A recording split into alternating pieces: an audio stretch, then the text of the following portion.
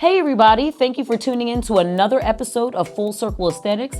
I'm Tiffany, and tonight we are interviewing the Stereotytans. This is Full Circle Aesthetics, where practical and holistic health meet somewhere in the middle. We promote health and well-being by sharing various ways to uplift, energize, and live. Thanks for joining us on this incredible journey of returning full circle. Let's just get right into the bulk of it. Who are the Stereotytans and what are they here to do? Well, I am Hyperion, the god of light and the guitar player. I'm Ocanus, the drummer and the god of the ocean. I'm Saint Prometheus, vocalist, titan of fire and brimstone.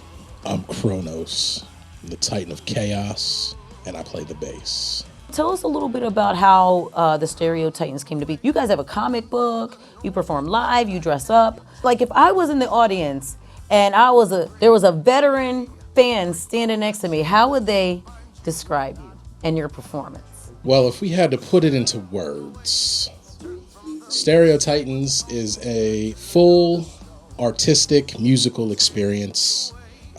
We are a band, we play music, all originals. We dress up in costume, we portray our characters on stage.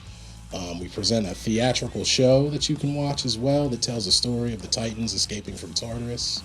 And it's just an all-encompassing artistic musical extravaganza. That it is. No, so now you mentioned the Titans escaping from Tartarus. So what is that storyline? Because they'll be able to actually see that during the show and also read that in the comic book as it develops. So ancient mythology, right? So the gods and the Titans, they created everything, the universe and all the things within it. So that's like what we represent. However, our children didn't really like us that much. They're not very likable guys, you know? I don't know what it is. You know, he kept eating his children, right? Yeah, it's kind of a thing. It's gotten me a lot of trouble, actually. And so our kids, they want the throne, so they overthrow us.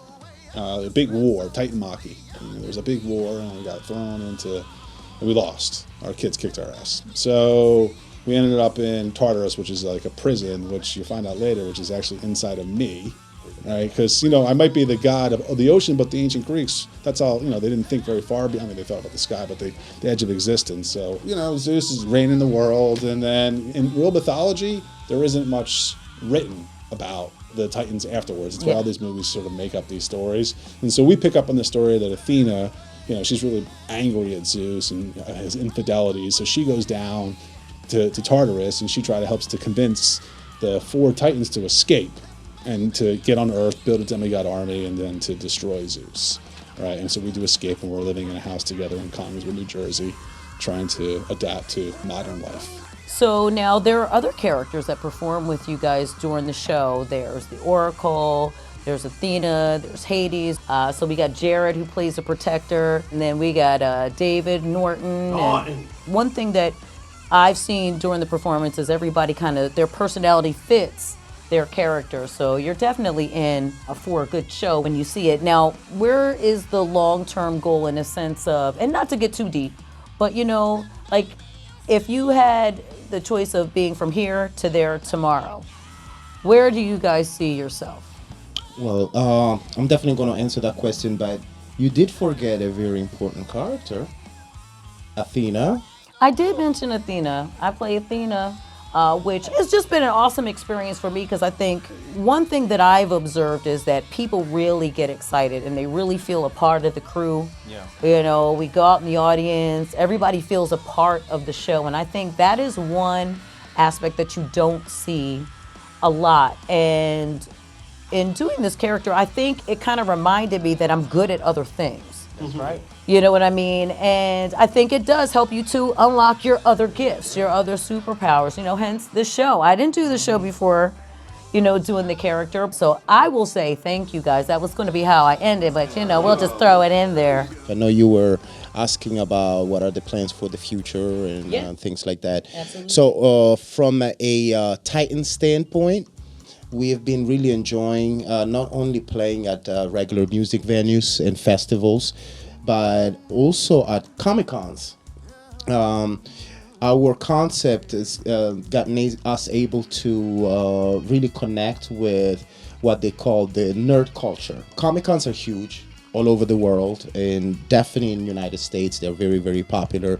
A lot of people like to dress up like their favorite superheroes and really step into that role, step into those shoes for a day, and really live life in a larger way, even just for a moment. We've met some amazing people, and we've gotten the chance to expose our music, and the feedback has been really, really great. As we continue developing the story, we're also hoping that people start to really get into the comic book per se, and then one feeds the other. So who knows? I mean, obviously, probably like most bands that have a certain level of ambition, we can see ourselves one day being able to tour nationally, and then after that internationally. Let's talk about the beer. You guys just got a beer. Congratulations. Oh yeah. It's called Bumblebee Wheat.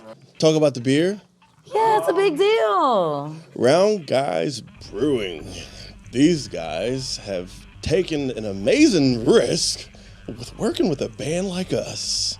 And if anything, it's from the song Bumblebee Weed, and that has a story within itself. Definitely pro-cannabis. And, there's definitely some bees around that and the effects that it gives you. And it also ties into the comic book, which it does make you feel stronger. Like that True Blood in a way, it kind of gives you your inner God, your inner Titanism, Red Bull. Right. So with that being said, Round Guys have been willing to actually partner up with us and come up with a beer off of the spin of that song, Bumblebee Weed. Now it's Bumblebee Wheat. Ale. Yeah, and it's a honey wheat ale. It's very, very good. Yes, very, yes, very indeed. good. I believe it's 5.6 alcohol percent, or 5.8. Yeah. And it's a pint. So I mean, all you need is about 2 or 3, and it's gonna be a good night. Titan babies. So, but if anything, we're really excited because I mean, going into just the whole culture of just Bacchus, our Bacchanal Festival. I mean, Titans like to have a good time. So, I mean, it's only right to have some type of mead or ale or something. So, what was a blessing was the fact that the fans loved it. And there's a lot of demand. A little too much, right? Yeah, absolutely. So, I mean, we're really hoping, and I'm saying this, that it'll be not only in Lansdale, but it'll be in other places where our fans and just beer lovers and beer enthusiasts, beer porn, where they'll just want to get just another piece, another dynamic feature of the Titans. Yeah, we definitely need people carrying the beer.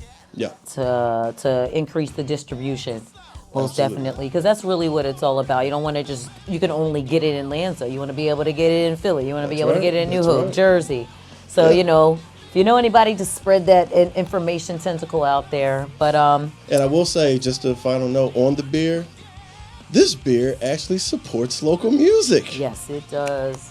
It really does. So, I mean, you can make the decision on your own. There's one other aspect of the beer. Because that story that we're talking about, the what's inside the bumblebee weed, right? It gives you, right? So I mean, we had to explain why a beer, not just the name itself. So we got a comic book artist, his name is James Comey. Works a lot of work out of Locust Moon, which I believe is just a publishing house now, right? Okay. And so he was really inspired by this song as well, and so he's right now currently drafting a comic book to explain how the bee stuff gets into the beer and why the beer really gets you screwed up. We're hoping that we're not only selling the beer, but we're selling the comic book along with the beer. People can get the full story, the full experience.